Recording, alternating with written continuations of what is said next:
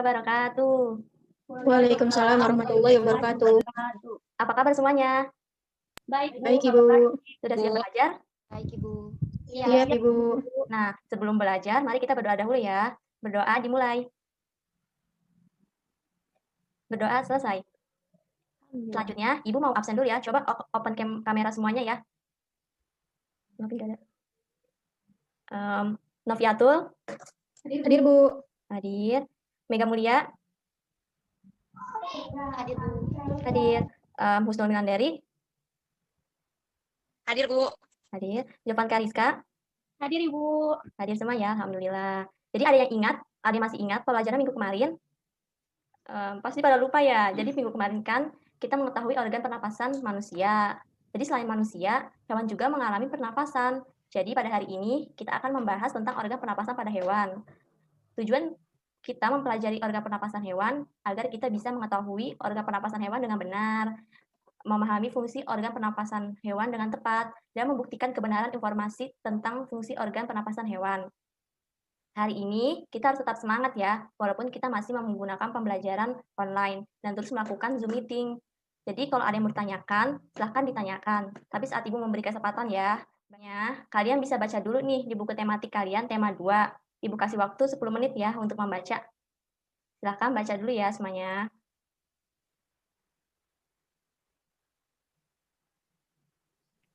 Baik, Bu.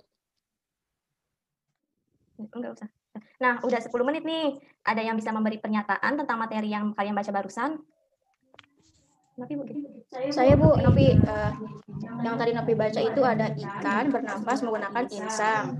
Kalau serangga menggunakan trakea. Nah, iya benar, Nopi. Organ pernapasan pada hewan ikan itu insang. Terus serangga itu trakea. Nah, untuk lebih jelasnya, Ibu akan share PowerPoint ya. Semuanya harus menyimak, mencermati, dan jangan lupa untuk menulis atau merangkum poin penting dari PPT yang akan Ibu share ya, untuk bahan baca kalian.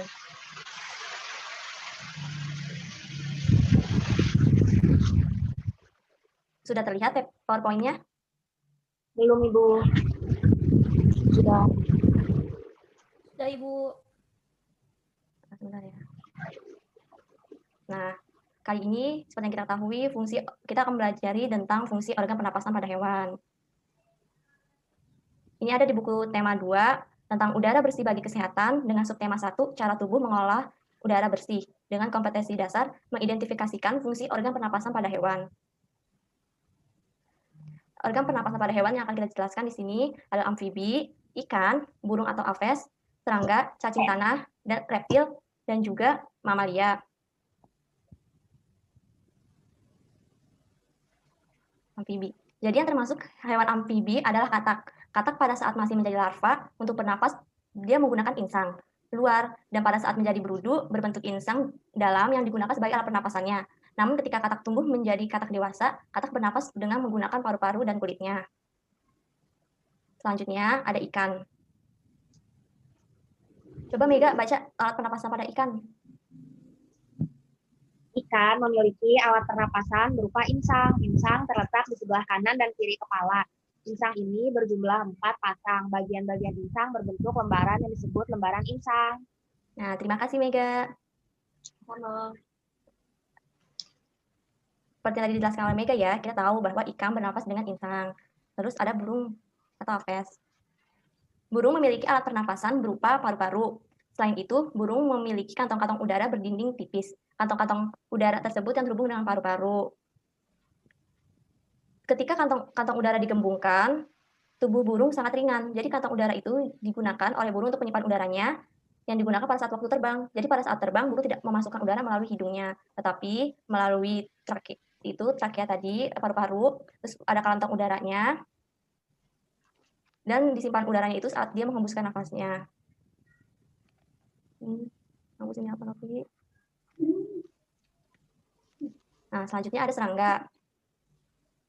Coba Jovanka baca tentang pernapasan serangga.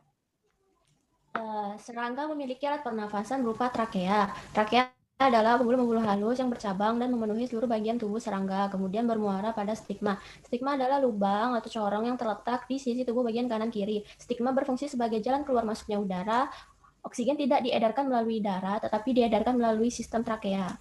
Nah, ya, Ya, jadi Ibu. seperti makasih ya Javan Kak. Ya, Ibu. Seperti yang kita tahu, jadinya serangga bernafas menggunakan trakea. Selanjutnya ada cacing tanah. Cacing tanah bernafas melalui permukaan tubuhnya. Cacing tanah memiliki kulit yang tipis. Pada permukaan kulit cacing tanah terdapat banyak pembuluh darah. Kulit cacing tanah juga menghasilkan lendir. Oleh karena itu, kulitnya terlihat basah dan lembab. Kondisi ini menyebabkan cacing dapat menyerap oksigen dan mengeluarkan karbon dioksida melalui permukaan kulitnya. Itulah sebabnya cacing membutuhkan tempat lembab atau basah. Tempat lembab ini yang membantu proses pernapasan agar dapat berlangsung dengan baik. Bisa dimengerti semuanya tentang cacing tanah? Bisa, Bu. Bisa, Ibu. Bisa, Bu. Oke, jadi kita sambung lagi ya. Selanjutnya ada reptil. Reptil bernapas dengan paru-paru. Udara masuk melalui hidung lalu ke batang tenggorokan dan ke paru-paru. Di dalam paru-paru ini oksigen diserap, sedangkan karbon dioksida dikeluarkan. Jadi contoh reptil adalah ular, kadal, buaya, cicak, dan biawak ini menggunakan paru-paru. Paru-paru reptil ini berada dalam rongga dadanya dan dilindungi oleh tulang rusuk. Seperti yang pada gambar bisa dilihat ya. Paru-paru reptil lebih sederhana, hanya dengan beberapa lipatan dinding yang berfungsi memperbesar pertukaran gas. Selanjutnya, ada mamalia. Mamalia ini ada yang hidup di darat dan di air.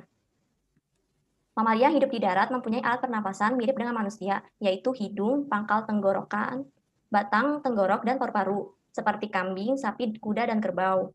Mamalia yang hidup di air juga bernapas dengan paru-paru, tetapi pada hidungnya dilengkapi katup. Dapat terlihat seperti gambar lumba-lumba ini ya.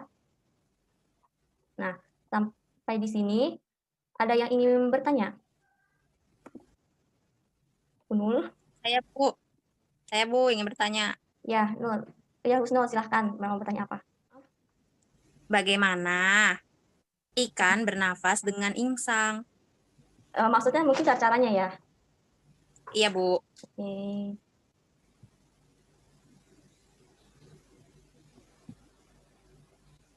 Nah, seperti yang kita bisa lihat di PowerPoint-nya, ikan kan memiliki pernafasan berupa insang. Insangnya itu tertutup, dan oksigen masuk lewat mulutnya menuju insang. Oksigen diserap oleh pembuluh darah pada insang. Kemudian katup insang terbuka dan mengeluarkan karbon dioksidanya dan air. Jadi kan kenapa ikan ngap-ngap gitu? Jadi itu dia lagi kalau misalnya dia nutup, jadi saat dia buka mulut itu insangnya itu kan tertutup. Jadi dia memasukkan oksigennya. Lalu saat mulutnya terbuka dan insangnya terbuka, dia mengeluarkan karbon dioksidanya dan air. Bisa dimengerti, Husnul? Oh, gitu, Bu. Bisa, Bu. Terima kasih ya, Bu. Ya. Nah, oke. Kita kan sudah tahu nih tentang fungsi-fungsi organ pernafasan pada hewan. Ada yang mau sampaikan kesimpulan nggak pada pembelajaran hari ini? Kesimpulannya, Bu, itu ikan bernapas dengan kulit. Ikan bernapas menggunakan insang. Serangga menggunakan trakea. Burung pakai paru-paru. Amfibi juga, tapi kalau amfibinya masih kecil itu pakai insang. Udah, Bu. Nah, iya benar, Nopi. Tepuk tangan dulu semuanya buat Nopi.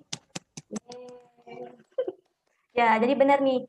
Kesimpulan pada pembelajaran hari ini tentang organ pernafasan pada hewan, amfibi itu bernafas dengan paru-paru, ikan dengan insang, burung dengan paru-paru, serangga dengan trakea, cacing dengan permukaan kulitnya, dan reptil dengan paru-parunya. Jadi jangan sampai lupa semuanya ya. Ya, Bu. Iya, Ibu. Ya, Bu. Nah, sebelum menutup pembelajaran hari ini, Ibu mau kasih tugas ke kalian dulu untuk mengerjakan LKPD yang akan Ibu kirimkan nanti di WhatsApp grup. Jadi jangan lupa dicek. Nah, pada pertemuan berikutnya akan membahas tentang menanam pohon. Jadi ada baiknya nih sebelum kita memulai pembelajaran kalian lebih belajar dulu di buku temanya kalian. Baik, semangat ya semuanya. Oke. Mengerti, Bu. Ya, oke. Jadi sebelum kita tutup, mari kita berdoa dahulu. Berdoa dimulai.